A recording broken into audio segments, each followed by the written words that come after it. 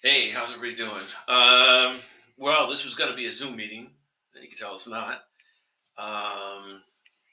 That's because the people at Zoom didn't get back to me yet to set up the account. So there won't be much interaction here. It'll just be me kind of getting the course started. So I know it's a little bit strange, or it's at least a bit strange for me. And I'm definitely looking forward to seeing you all on Wednesday. Those are old school style in an actual classroom.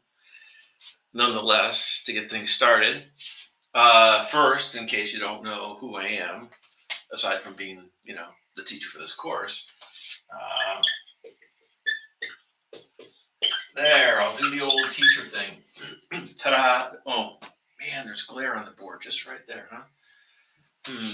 Hey, I may break this up in a couple of different videos. Let me see if I can make a little adjustment here to get rid of that glare. It'll probably just make matters worse. Let's see.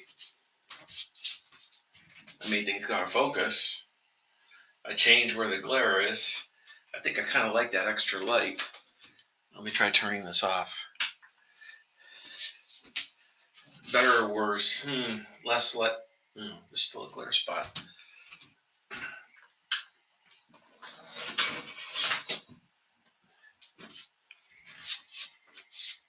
Oh, this is the comedy portion of the class. I forgot to mention. Okay, at any rate, my name is Mike Reedy, Mikereedy, and I'm back into my email. I was mysteriously locked out. I don't know what happened. Oh no, I got to focus there. I'm in focus. So here's my email.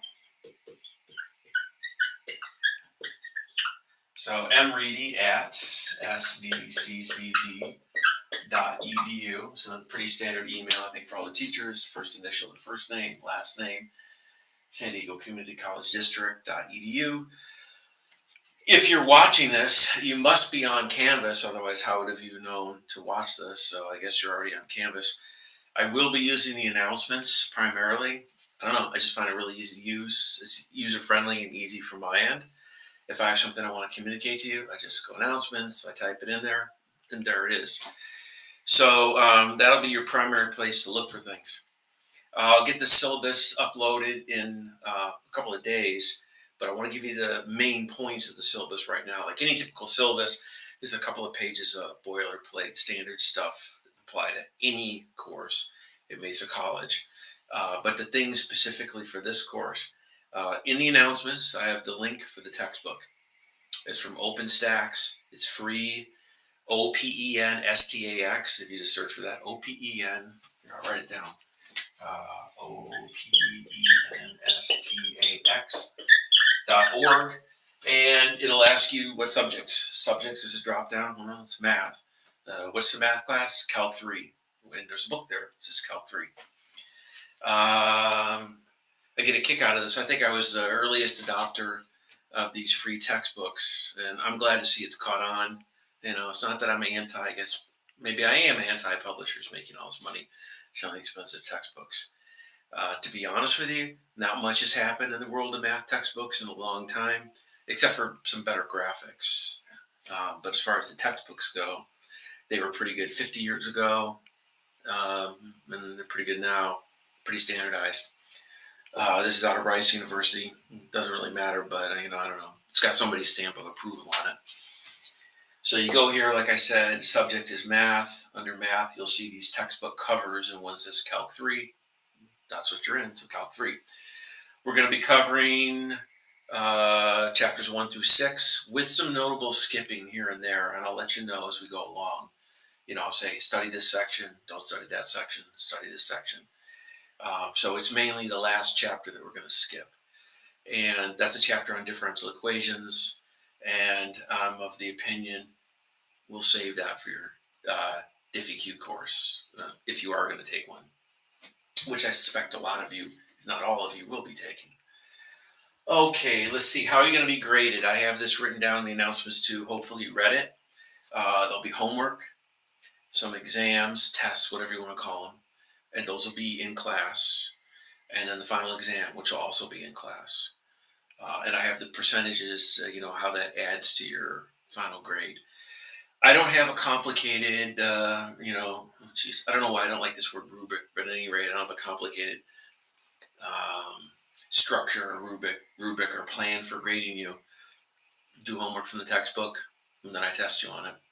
It's math. Math is difficult enough. I certainly don't need to make anything else any more difficult than it already is. So try to keep that really easy.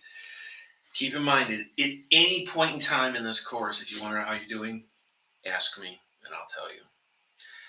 But basically, you'll get your test back and I'll have a grade on it. You know, A, B, C, D, F, but hopefully A or B or C, the worst case scenario. Same thing for your homework. More on that later. I mean, actually, when I give you, and very important, I will always give you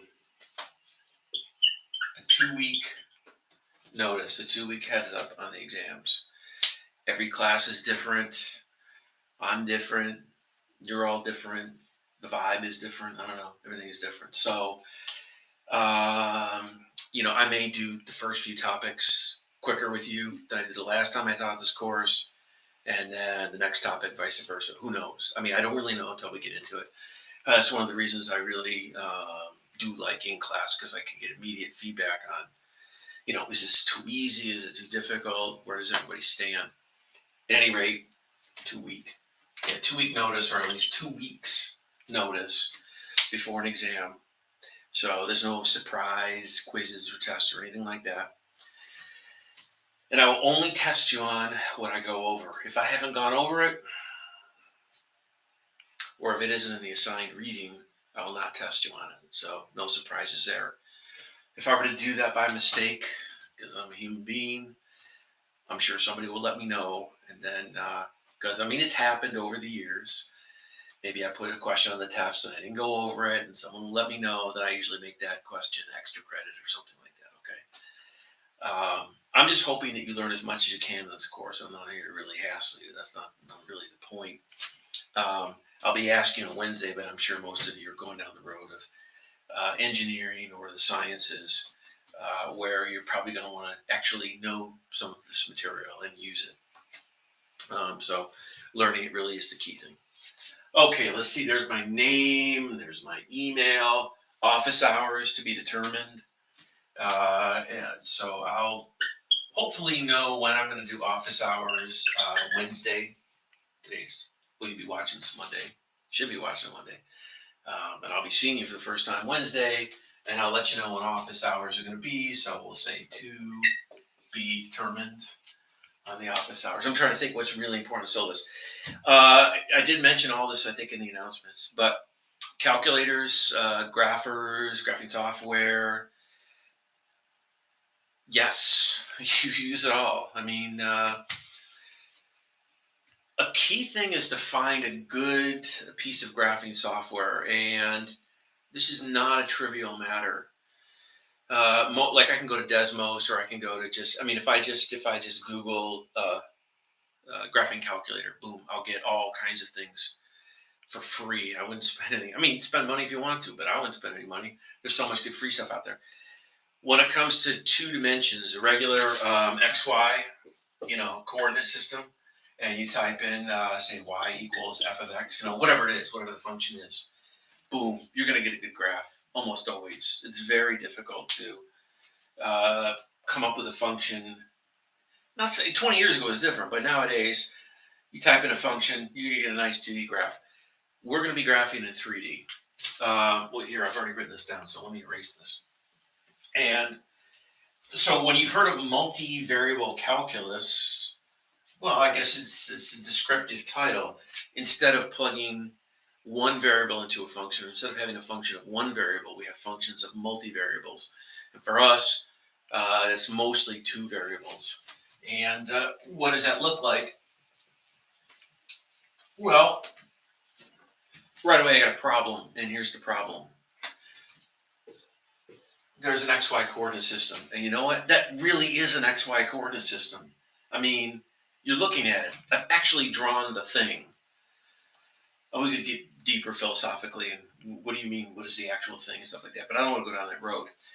Now, the standard way to, or at least one of the standard ways to draw an XYZ coordinate system is we're going to say there's the x-axis, and here's the y-axis, and here's the z-axis. Now, I'm not going to make a particularly big attempt to make beautiful drawings, and I'll tell you why. Number one, the textbook has better drawings than I can make by hand. Just does. They're better. They may have spent years crafting, years crafting each graph, but they may have spent quite a bit of time drawing each graph. Also, there are 3D graphers. Oh, yeah, what I was trying to say is I haven't really made an exhaustive search, but what I'd like to do is put all of you to work. Go online, see what you can find in terms of 3D graphers. I like to find. I'm always on the lookout for better ones. If there's a grapher out there that's easier to use, or more intuitive, or produces pictures that are easier to look at, yes, yay, great, fantastic. I'm actually all in favor of it. So when it comes to technology, bring it on. Let's use as much as you want. Don't force yourself to use it. Going back to the regular graphing you've been doing, if someone tells me to graph this, it will never occur to me to use a piece of graphing software. I already know what that looks like. I've got a really good image of my head, and I can make a really good image really quickly on a board. And you should all know what that is, anyways. It's the standard sort of what I think of as the mother of all parabolas. It's the most standard all-purpose parabola. But look at this 3D graph right here, XYZ. I haven't actually drawn it. And as a matter of fact, until we get maybe holographic devices, I can't, because this is supposed to be three-dimensional and the board is two-dimensional. So what does it mean right away? The best I can do is to make two-dimensional drawings, hopefully in a way that will trick your brain into resolving it into 3 dimensions. So you're supposed to see this x-axis coming out at you like this. And if you can't, well, I can try to draw it slightly differently.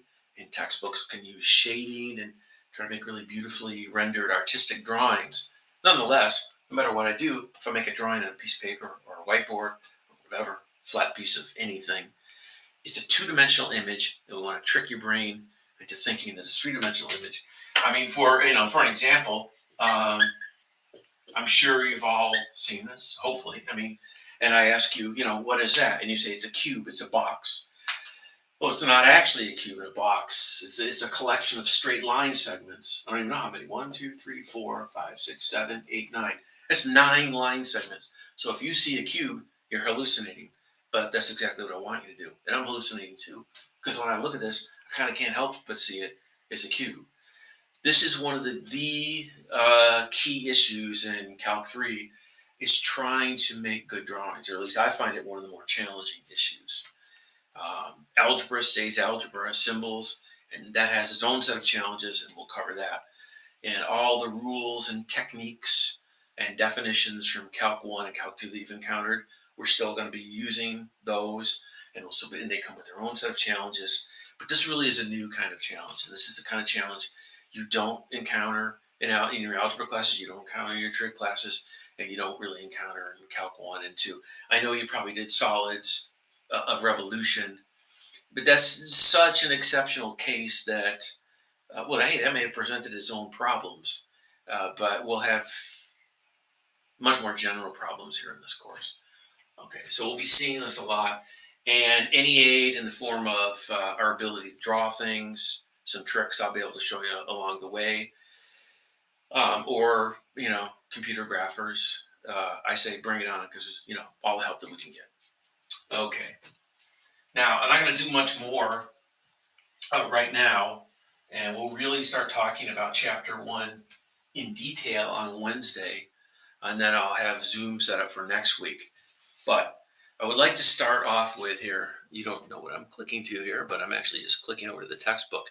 Yeah, 1.5. I want to talk a little bit with 1.5, and then on Wednesday, we'll go back and we'll begin with 1.1. So you should start reading Chapter 1. It's difficult for me to gauge how far you should be able to get by Wednesday. There's really actually a fair amount of material, even in 1.1. So for Wednesday, I would like you to work on 1.1. When I mean work on it, I mean read it carefully. Try the example. There's example problems, and there's problems with solutions. So you try them. I kind of like it. I mean, the solutions, you click a little button, you can see the solution. So the idea is you try it first, and then if you get it, or you think you get it, You can check your work. If you can't get it, look at the solution and see how you're supposed to go about doing it. And then at the end, there are a couple of fairly interesting problems, and we'll go over that on Wednesday. One of them is called the Witch of, oh boy, Agnesy. I'm not really sure how to pronounce the name. I notice there are these names and terms in mathematics in particular that I've seen for years and years and years and read, but I mean, you certainly don't hear them in everyday life. But at any rate, that's a particularly historically interesting problem, and we'll go over that. Um, a surprisingly interesting problem, actually. But we'll go over that on Wednesday. But read over 1.1. I mean, if you find it super easy or you know how to do all this stuff, great. Continue reading on because we're going to cover all of chapter 1. But for Wednesday, 1.1. Now, before I end this video, I would like to talk about conic sections. They play a pivotal role in the course. Now, I mean, what's a conic section? Well, very roughly speaking, here, geez, I can't even decide how to draw it. I always have to think, do my pictures make sense? Does that make sense? It's supposed to be two cones. Oh, they're infinite cones. They continue on like this, like that. So you have sort of a snow cone holder, a cup holder, and it comes to a point right there, and it goes off like this forever to infinity. And same thing down here. And then this is an idea that's attributed to the Greeks. I forgot exactly when. I mean, roughly speaking, about 2,000 years ago. Might have been 100 BC, 200 BC. Geez, I should look that up and find out. But at any rate, their idea was this. If you take slices, like let's say I took a nice horizontal slice right through here, and then I turned it like this and you look at the cross section, what would you see?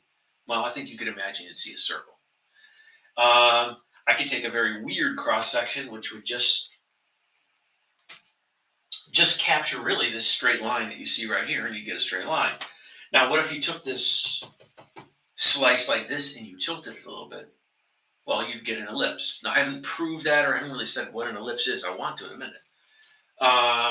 And then what if you sliced it like this, or sliced it thus, like that, and look at the cross section? Well, you'd have this thing down here that would sort of do this, and this thing up here that would do this, and you get a hyperbola. So you have what I think of as the conic section zoo. Now, it's funny because this is a list of items. I don't have like the list memorized. I kind of think of, okay, what are they? Well, straight line, circle, ellipse. I mean, a circle is an ellipse. It's a special case. But nonetheless, straight line, circle, ellipse, hyperbola, parabola. Oh, where's the parabola? Oh, I'll leave it to you to think about where a parabola is on this. Or if you look at our textbook, you'll see they have very nice pictures. Again, I'm not even going to try to compete with the nice pictures in the textbook. They're shaded and they're color coded and really nice. Hey, there should be a reason he's a textbook, and I think there is. Okay, first question you should have, and you really should have this question, is why on earth did the Greeks do that? And I'm going to address that question by saying I'm not going to address that question because I actually don't know. They did in fact study this, and I think our textbook points out that one of the ancient Greek mathematicians wrote, was it maybe a 9-volume? I don't know, I have to look it up, but 9 volumes concerning conic sections. So you could probably spend the next X number of years studying nothing but conic sections without any calculus. So we're not going to get that deep into conic sections, but they are extremely important. So we do want to address them. And 1.5 in your book, which we will eventually cover in detail. I just wanted to mention one part of it right now. I know this camera keeps going out of focus. There, I'm in focus now. Maybe I want to stay out of focus. I don't know. Hey, well, 1.5. This is probably a more detailed and in-depth discussion of conic sections than you've seen. I mean, I don't know what classes you've taken in the past. In fact, it may be a lot of material you've never seen before, but it's important. One of the I feel like I'm giving away the final finale of the whole course. Why did Isaac Newton, and Leibniz in Germany for other reasons we'll talk about later on, but they both created what we think of as calculus, not in its final form, and Newton in particular wrote it in a very cryptic, almost quasi-mysterious style. Everyone thinks he did it on purpose, which he probably did.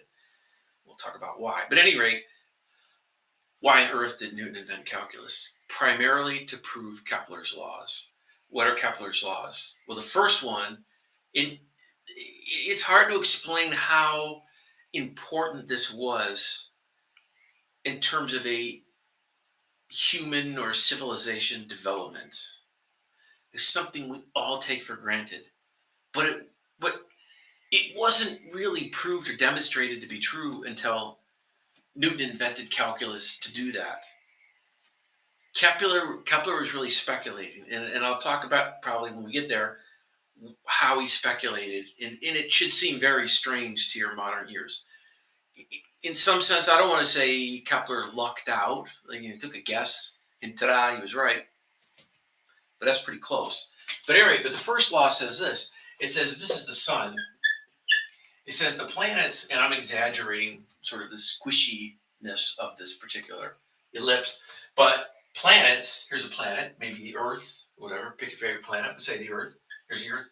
The Earth goes around the sun in elliptical orbits with the sun at one focal point. I know that probably doesn't alarm you or startle you, but that was a revolutionary idea. Absolutely not obvious. You can go out any given day and see the sun rise in the east and set in the west. I don't feel like I'm moving at all. There is nothing obvious about the fact that the earth is moving around the sun. When it looks to us like it's the other way around, I see the sun moving. I don't feel like I'm moving.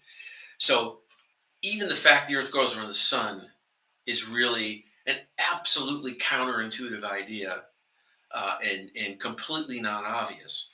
And then we'll talk about why the fact that it goes around in ellipses was, let's just say it was disturbing to a lot of people as opposed to circles. Newton invented calculus to prove this. That's why the subject of calculus got invented. Now it has 10 trillion uses now, after 4 centuries. But the proof of Kepler's laws and the other two laws you may have seen, that in equal amounts of time, planets sweep out equal areas. That's kind of a weird one, but we'll talk about that when we get to it in the course.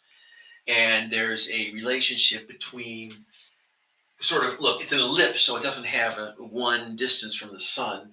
But at any rate, relatively speaking, its distance from the sun to some power is proportional to how long it takes to go around. I mean, actually, the square of its period is proportional to the cube of its distance. Those are more technical details, and we'll prove those too, but really the fact that planets go around the sun in elliptical orbits. We all know that. We've all been taught that since we were kids. How did anyone ever determine that? Newton invented calculus to prove that. So we'll see that at the very end of the course. And an ellipse is a conic section. But what I want to do is just talk about your old friend, the parabola. And you think, well, what could be easier? Parabola. Been doing parabolas. I've graphed parabolas, seen parabolas. Certainly going all the way back to your algebra courses, and certainly in Calc 1 and Calc 2. They're great examples because they're really, if someone says give an example of something, a graph, I would usually draw a straight line. And my usual response might be, well, that's too simple. Come on, could you give me something a little more general or complicated than a straight line? Well, what's sort of the next bump up in difficulty would be a parabola. But what really is a parabola? And this won't look like it's related to the conic section thing I showed you a minute ago. And you should wonder why, but here's the original definition. You're given a straight line. It's called the directrix. All these terms are in 1.5 in your textbook. Directrix, kind of a strange word, but nonetheless, there it is. So you're given a straight line, and you're given a point.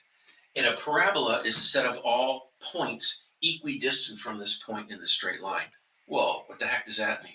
Let me get a different color marker here. Let's see. Look at this point right here. Well, that didn't show up very well. Let's try green. There we go. See this point? If this distance and that distance are the same, then that point is on the parabola. How about, say, a point like this? If this distance and this distance are the same, then this point is on the parabola. How about a point up here? If this distance and this distance are the same, then this point right here is on the parabola. And we get this familiar shape. And I know you're all very familiar with this shape. But that's really the definition of a parabola. It's the set of all points equidistant from a given line, the directrix, and a given point. That's called the focal point of the parabola. Now, this definition, again, oh, hey, something for this course. If I tell you something that's not in the textbook, I will make a pretty big deal of it or a point of it. Or I'll say, hey, warning alert, this is not in the textbook. Make a note of it. So, focal point, directrix, definition of parabola. Yes, that's all in the textbook. It's written down for you. Beautiful, printed out. Can't lose it. You can always find it. Let me get another drawing here. But notice there's no equations here. I haven't written an equation down. This is pure geometry. And that's where it got started. Now, if we flash forward to the 1500s, this guy named Rene Descartes, which I'm sure you've all heard of, the famous I think, therefore I am. I used to try to pronounce it in Latin, but I won't. I gave up trying to pronounce it because I'm not really sure. Ergo cognito sum, something like, I don't know, you look it up. I think therefore I am. At any rate, his idea is something you're incredibly familiar with, is the XY coordinate system, often called the Cartesian coordinate system after Descartes. And the idea is if we can put that geometric object, the parabola, on this coordinate system, then maybe we can get an equation which is equivalent to the parabola itself. So what I want to do is I want to start off with an easy example, and then I want to leave a more challenging example for you to try before Wednesday. Now, when I say I try this, I mean, I could beg you, please, cajole you, I don't know what. If I had infinite resources, I could pay you. I don't know what. How do you motivate someone to try to do something?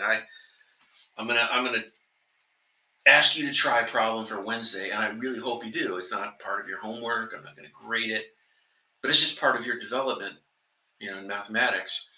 And having reached Calc III, you kind of have reached a level, let's face it, that most people are never going to reach. And there's an expression that mathematicians use, and it's called mathematical maturity. And a lot of that it doesn't mean your technical skills, your technical knowledge, but can you work hard on something? Can you think for a long time about something? I'm confused. I don't know what it means. I remember the first time I saw the definition of a limit. I didn't know what it meant. The thing was confusing. And I thought about it, and hours, and literally hours. I hate to admit it, but it's true.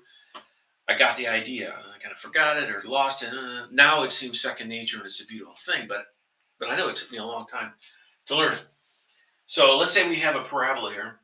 And I want to put the focal point on the y-axis in first, just because it makes it easy. That's why I want to do it. In fact, let's call this focal point right here. Let's say this is the point 0, comma. Now, on letter choices, there's a lot of times there's standard or common or traditional letter choices. Remember, in mathematics, you can really use whatever letters you want. And if you look at different textbooks, you may see different letter choices. Some come, x-axis, y-axis is pretty standard. F of x, g of x, h of x, that type of thing. But anyway, let's just say 0a. And I want to put the directrix down here. Let me put the directrix in green. So there's the directrix down there. And just to keep things a little bit nice and easy right now, let's call this the point 0, comma, negative a. So I've set this up sort of symmetrically about the origin right here. Now, there's a point, the focal point. There's a straight line, the directrix. Again, I've situated this in a very nice way. I didn't have to put this point here. I could have put it up here. I didn't have to make this a horizontal line. It could have been some slanted line. But for right now, let's leave it like this. What is the equation? What is the equation of the parabola, which is determined by this point in this directrix? And that's one of the fundamental things that we want to make sure that we can do, is to go from the geometric definition of a conic section to the equation, or from the equation back to the geometric definition. So there's the focal point, there's the directrix, that's the geometric definition. What is the equation? Well, imagine you had some generic point out here, such that, here, let me write this over here, 0, comma, a, such that this distance here, let's say d1, is equal to this distance here, d2. Oh, I probably should have addressed this. What on earth does it mean, the distance from a point to a straight line?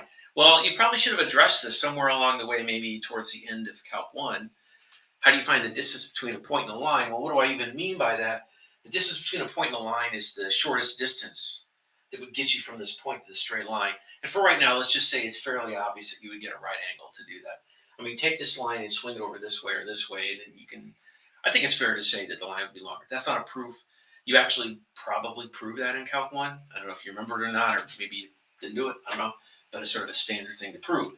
Okay, so what do we have? We have D1 is equal to D2. And that's actually at least the start of an equation. So I've sort of juiced an equation out of this situation right here. I need to write a few things down here. Let's say this is the generic point xy. We know this is the point 0, comma a.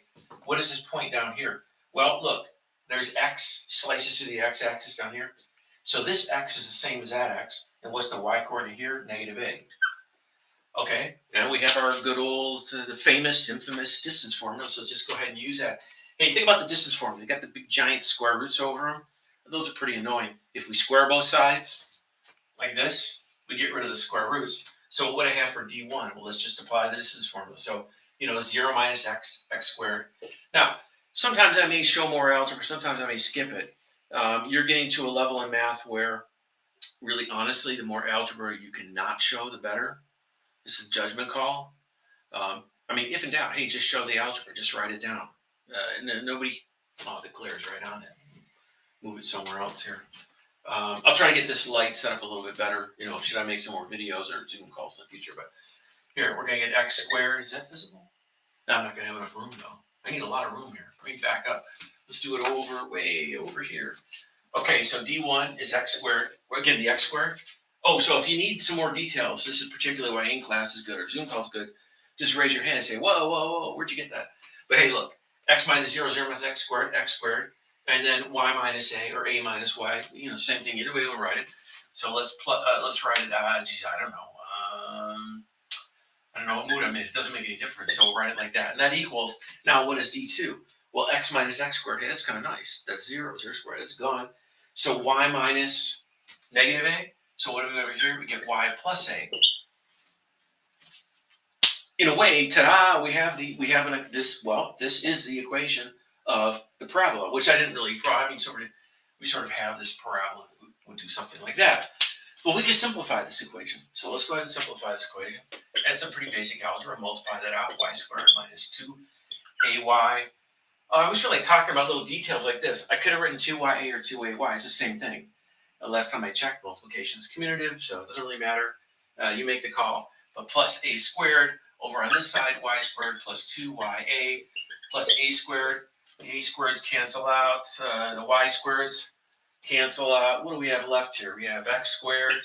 And how about on this side? Let's add that to both sides. Those are like terms. So we get 4ya. And, we'll write this maybe in a standard, y equals format.